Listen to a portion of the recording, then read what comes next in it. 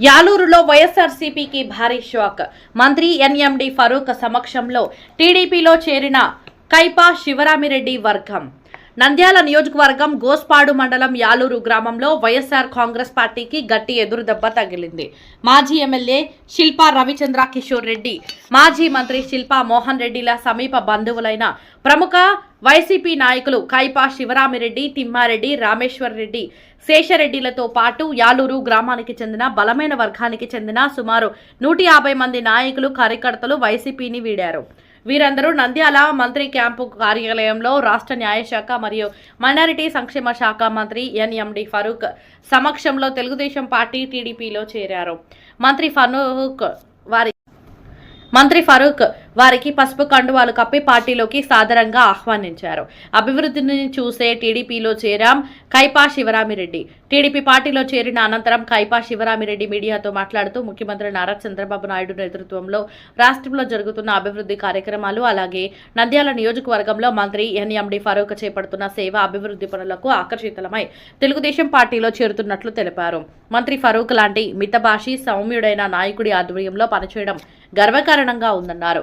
ప్రతిపక్షాలు వ్యక్తిగతంగా విమర్శలు చేసినప్పటికీ ఎన్నడూ సంయమనం కోల్పోకుండా ప్రతి విమర్శలు చేయని ఉత్తమ సంస్కృతి కలిగిన నాయకుడు ఫరూక్ అని కొనియాడారు.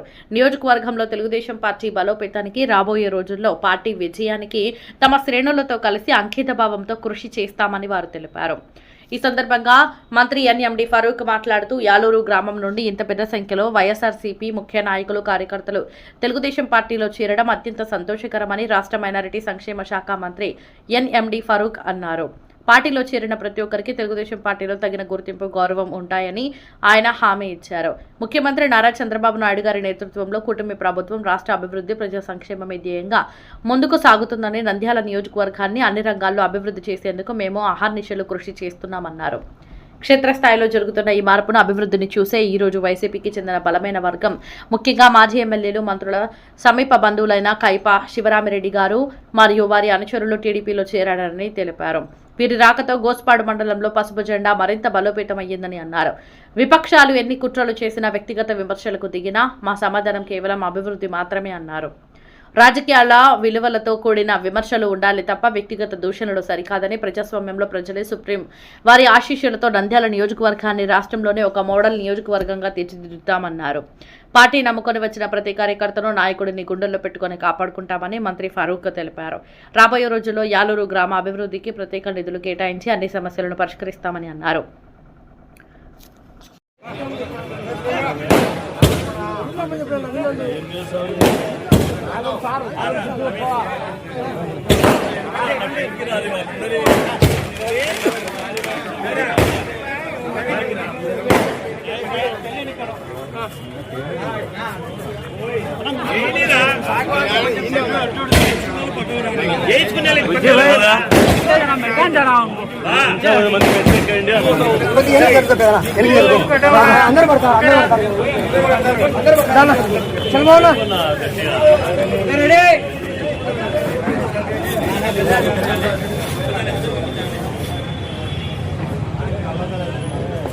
నంద్యాల నియోజకవర్గంలోని గోస్పాడు మండలం యాలూరు గ్రామ క్రాపస్తులైనటువంటి కైపా శివరామిరెడ్డి గారు, కైపా తిమ్మారెడ్డి గారు,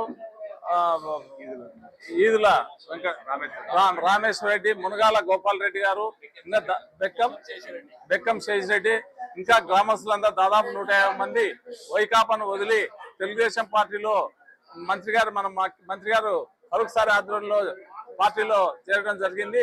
తెలుగుదేశం పార్టీ చేసి అని చెప్పేసి ఎంతో నమ్మకం పెట్టుకొని, ఎంతో విశ్వాసంతో పార్టీలో చేరుతున్నందుకు మీకు అందరికీ ధన్యవాదాలు తెలియజేసుకుంటూ సెలవు తీసుకుంటాం.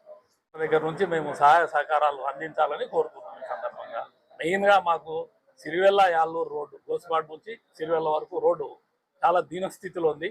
దాన్ని మాకు ఇప్పుడు మినిస్టర్ గారు ప్రత్యేక చొరవ తీసుకొని ఆ రోడ్డు వేయించాలని కోరుతున్నాము. మాట్లాడారు మొత్తం 100 మంది, 150 మంది. బంధుత్వానికి, రాజకీయానికి సంబంధం లేదు. కామెంట్స్ అంతే, బంధువే కాదని చెప్పడం. ఆయన బంధుత్వమే. పార్టీ కృషి చేయాలని వచ్చినప్పుడు మరి ముఖ్యంగా యాలూరు గ్రామం గోస్పాడు మండలంలో యాలూరు గ్రామం ప్రధాన కేంద్రం. తర్వాత జిల్లెల్లా గోస్పాడు. యాలూరు గ్రామం నుంచి కైప శివరామరెడ్డి గారు, కైప తిమ్మారెడ్డి గారు, కైప జనార్దన్ రెడ్డి గారు, జగన్నాథ్ రెడ్డి గారు, మునుగాల గోపాలరెడ్డి గారు, బిక్యం శేషిరెడ్డి గారు, కొనిగారి మహేంద్ర గారు, మంచాల రవిచంద్రారెడ్డి గారు, మాక శ్రీనివాసులు గారు, కైపా శివరామరెడ్డి గారు, కృష్ణారెడ్డి గారు, కేశవరెడ్డి గారు, శంకరెడ్డి గారు, కైపా గోగుల వెంకటేశ్వర్లు, బిక్కం శ్రీనివాసరెడ్డి గారు, సురేందర్ రెడ్డి గారు, బక్కం మధుసూదన్ రెడ్డి గారు, వడ్డే సుధాకర్ గారు, అదేవిధంగా విజయకుమార్ రెడ్డి, వన్నూరు రెడ్డి గారు, కోగుల చంద్రశేఖర్ రెడ్డి, దోస్వామి గారు, దానం గారు 3.5 కోట్ల రూపాయలు ఖర్చు పెట్టి రోడ్డు చేశాం.